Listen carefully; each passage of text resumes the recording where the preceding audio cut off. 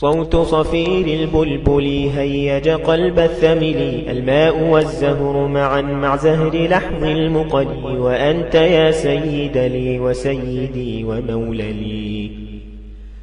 فكم تيمني غزيل عقيقلي، قطفته من وجنة من لدب ورد الخجل، فقلت وطي فجاء الصوت من علي وقال لا لا لا لا, لا وقد غدا مهرملي،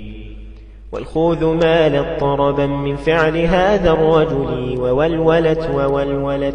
ولي ويلني، فقلت لا تولولي وبين اللؤلؤ لي، فقالت لي يوم كذا انهض وجدت بالنقل،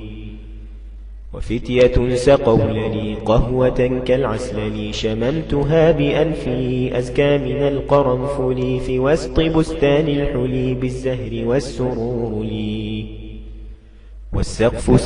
سق لي، والرقص قد طاب إلي، والعود دندن لي، والطيب طب لي، طب لي، شوى وشاهشوا على ورقص فرجلي، وغرد القمر يصيح مللا في مللي، ولو تراني راكبا على حمار أهزلي، يمشي على ثلاثة كمشية العرنجل،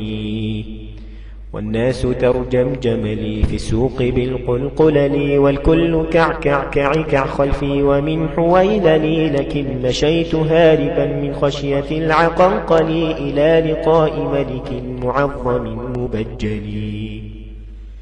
يأمر لي بقلعة حمراء كالدمدم لي، أجر فيها ماشيا مبغددا للذيل، أنا الأديب الألمعي من حي أرض الموصل، نظمت قطعا زخرفت يعجز عنها الأذبل، أقول في مطلعها صوت صفير البلبل.